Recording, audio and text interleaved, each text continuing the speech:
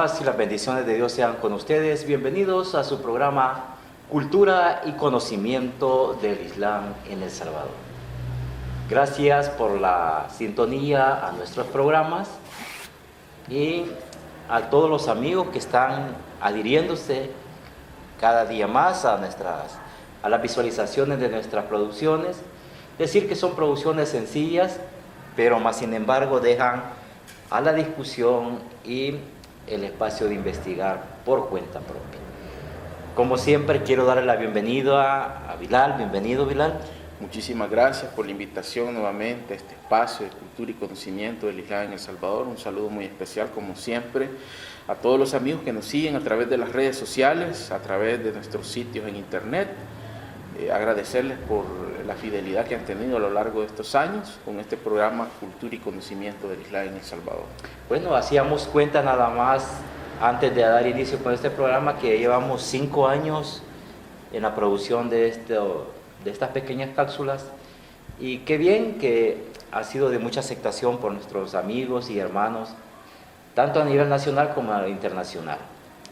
Quiero también aprovechar la oportunidad de comunicarles que en esta ocasión estamos grabando desde la sede de la Husainía Fátima Zahara, nuestra nueva sede donde se realizan las actividades religiosas todos los viernes y fines de semana, y también ocasionalmente en el transcurso de la semana también realizamos otras actividades, y ustedes están invitados a asistir cuando ustedes gusten.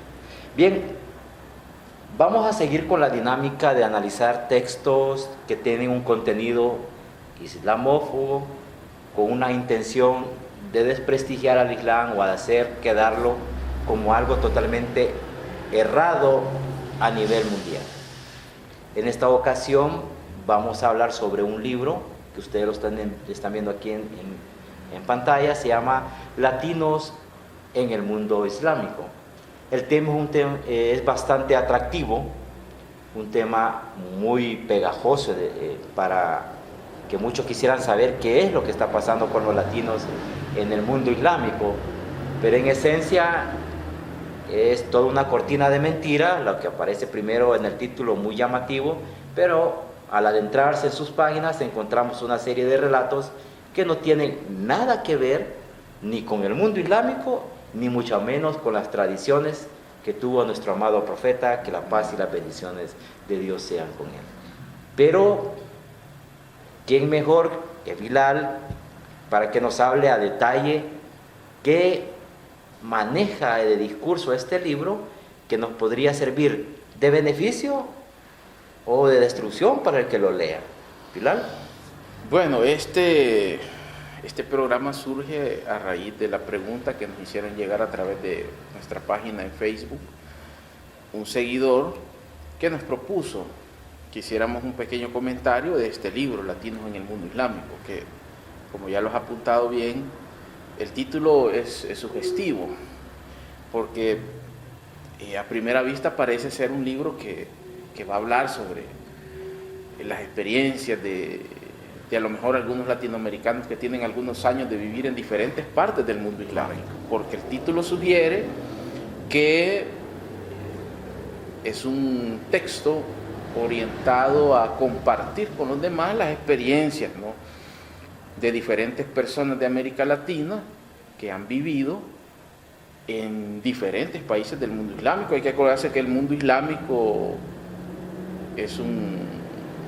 prácticamente es un universo muy grande en este mundo. Estamos hablando de más de 50 o 60 países que constituyen lo que hoy se denomina mundo islámico, ¿no?, que abarca desde Europa del Este hasta algunos rincones del Extremo Oriente, incluso llegando hasta la China.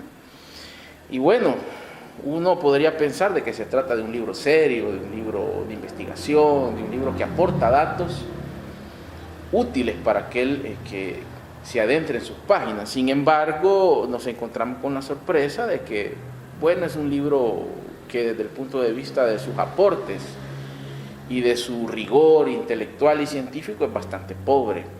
De hecho, el libro, como se puede ver a simple vista, digamos que si analizamos lo exterior del libro, es un libro, yo podría decir que editorialmente, por lo menos en la parte que tiene que ver con el diseño, la diagramación, el tamaño, la calidad del papel, es un libro que pasa, digamos, la prueba.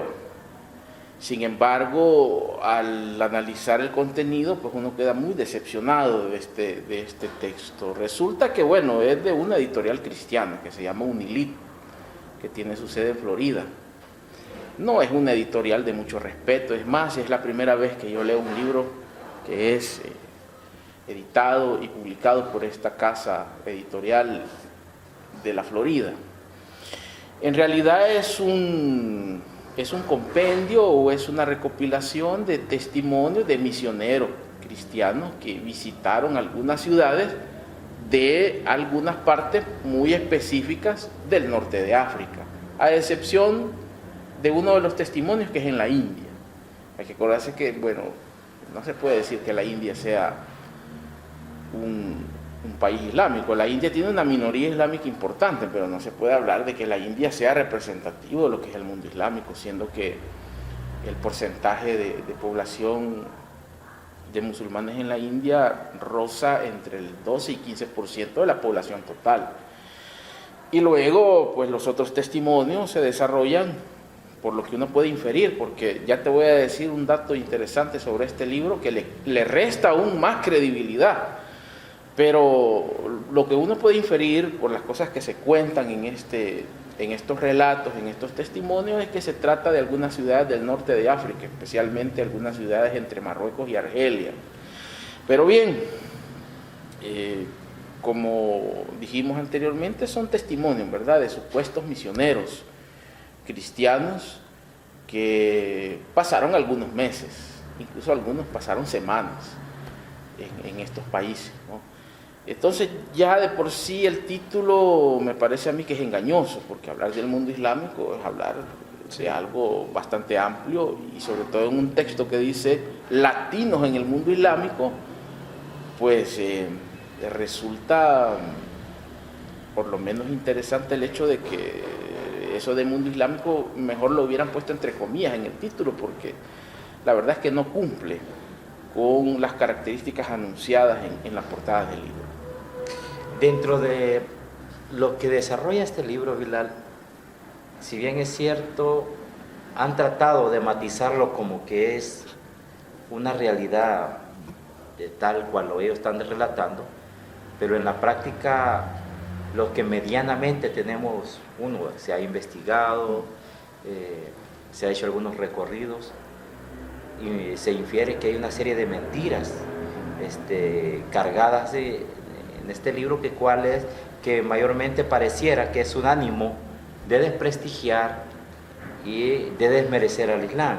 No sé, ¿qué te parece? Fíjate que hay una cosa curiosa. Anteriormente ya hemos analizado otros libros que de igual manera son libros que tienden a mezclar varias mentiras con pocas verdades. Sin embargo, hay que decirlo que algunos de esos libros han tratado de construir más o menos bien la mentira. Y de alguna u otra manera pues han sido un poco más serios a la hora de la elaboración y la edición del texto. Han consultado, por ejemplo, hay libros que consultan académicos, consultan especialistas en el tema, y bueno, después claro, le hacen un trabajo de edición de tal manera que muchas de las partes esenciales de estas entrevistas con los académicos quedan en el baúl de los recuerdos. Sin embargo, este libro, lamentablemente tenemos que decirlo, es un libro muy pobre en ese sentido, de hecho, con mentiras que ya rayan en lo ridículo. Es decir, que cualquier persona con un uso razonable del sentido común, pues no las creería. Incluso yo te puedo decir que hay novelas mexicanas y esas novelas latinoamericanas que hoy están de moda en algunos países, novelas turcas también, etcétera, que tienen dentro de las cosas ficticias que hacen, pues están mejor construidas que este texto. Un texto que tiene las pretensiones de ser un texto serio, porque en el prefacio del libro, pues ellos apuntan a que el trabajo que han hecho es un trabajo serio, pero en realidad no lo es. Fíjate bien, por ejemplo, el primer testimonio que aparece, de hecho ya de entrada, ellos mismos se meten la puñalada, como decimos popularmente, se colocan la soga al cuello. Por ejemplo, una de las cosas y una de las mentiras más, no sé cómo calificarlas, pero digamos que una de las mentiras más terribles que se dicen allí es que es costumbre, dice en la página 24, encontrar gente en algunos países islámicos, como Turquía, dice que Turquía no es un país islámico, sino que es un país de mayoría musulmana, que no es lo mismo, y también en países como Irán, que es así, es una república islámica, decir, por ejemplo, que es costumbre de las personas orinarse en la calle. Yo no sé realmente si estas personas, especialmente el editor del libro, hizo una investigación. Yo creo que no. Obviamente ya hemos señalado que es un libro muy pobre desde ese punto de vista, pero obviamente cualquier persona que ha estudiado, no necesariamente que haya ido a Irán, fíjate, pero que ha estudiado, que ha platicado, que ha visto documentales, o que ha visto videos, o que conoce a alguien que viajó al Irán, pues una de las cosas que es muy, digamos, de gran peso en una sociedad como la iraní, es obviamente la conducta que tenemos ante el público. Y obviamente orinarse en las calles ante la presencia de transeúntes es un hecho no solo antiislámico, porque la misma moral islámica condena esa clase de conductas, sino que incluso es un hecho que puede ser penado por la ley. Entonces imagínate que mentir de esa manera tan descarada y decir que en Irán y otros países del mundo islámico la gente acostumbra a orinarse en la calle, me parece a mí que ya esa primera mentira echa por tierra cualquier pretensión seria de este libro titulado Latinos en el mundo islámico. De hecho, esa costumbre de orinarse en la calle yo la he visto aquí, en El Salvador, sí, aquí y me imagino yo que en otros países de América Latina pasará lo mismo. En el mundo islámico, que yo me acuerde alguna experiencia en la que yo haya visto a alguien orinando en la calle, pues yo me acuerde nunca. Precisamente por eso, porque las costumbres, la moral pública suele ser un poco más estricta que en nuestros países, ¿no? Entonces ya, imagínate partir ya con esa mentira de que en algunos países lo que dice la autora del testimonio, que lo que le choca a ella es encontrar gente que se orina frecuentemente en las calles, ¿no? Entonces partir ya con una mentira en las primeras páginas del libro, a mí me parece que ya eso desacredita, ¿no?, el contenido de ese testimonio. Luego, en la página 27, fíjate, la misma persona, ¿no?, vuelve a decir una mentira descarada. Dice que las mujeres en el Islam, antes del matrimonio, y como parte, ¿no?, de la tradición, de toda esa tradición que se genera en las vísperas de un enlace matrimonial, dice que tienen que pasar una semana sin bañarse y sin cambiarse la ropa. Ahora yo digo, si el Islam es una religión que promueve mucho la higiene corporal, no solamente durante las vísperas del matrimonio, sino que para todo el tiempo, prácticamente para todas las actividades del ser humano, ¿no?, para las oraciones, para ingerir los alimentos, etc. Es ridículo pensar de que para una ocasión tan especial como lo es el matrimonio, pues el Islam le ordene a las mujeres pasar una semana sin bañarse y sin cambiarse la ropa. Es lo que te digo yo, que son mentiras tan mal construidas que rayan en lo ridículo. Es decir, alguien con un mínimo uso del sentido común puede darse cuenta de que está siendo estafado por esta clase de publicación. Fíjate bien, pero te voy a dar un dato todavía más contundente, en el sentido de que estos son textos que se amparan en la mentira para tratar de construir una historia que tiene obviamente las pretensiones de engañar y de crear un ambiente ambiguo alrededor de las costumbres islámicas. Fíjate que la gran mayoría de esos testimonios que están ahí, dice el mismo libro al final, en una especie de glosario que tiene, que se desarrollan en una ciudad que se llama Madón, pero obviamente el mismo libro aclara que es un dato ficticio, obviamente utilizando aquella falacia de que para la protección sí. de la identidad de algunas personas, pues han recurrido a poner datos ficticios en el libro.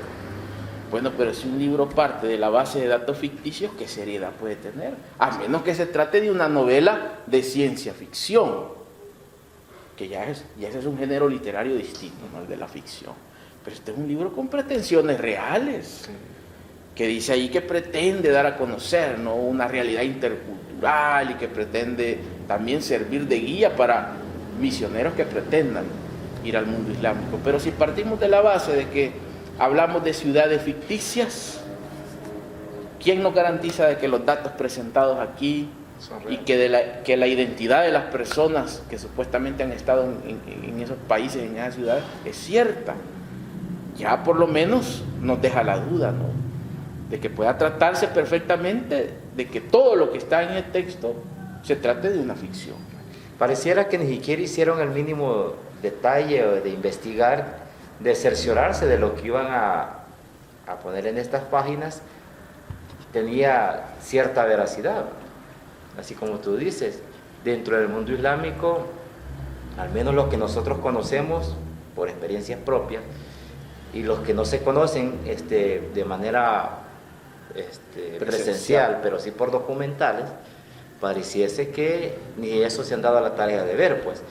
Ya más parece que el dato que de este montón de jóvenes youtuberos que andan haciendo los recorridos en estos países de índole islámico tienen más prestigio y más solvencia en el discurso que manejan a el discurso que está siendo publicado en un texto que, como tú ya lo has expresado, pretende servir de instrumento y guía para otros. Ahora, partiendo de esto, Villar, ¿qué algún otro mecanismo erróneo encontramos aquí? Que esto más parece que es una línea, como hablábamos hace unos días, es una línea que ya viene como bien orquestada, de una forma, una campaña constante, mejor disfrazada, para atacar al Islam.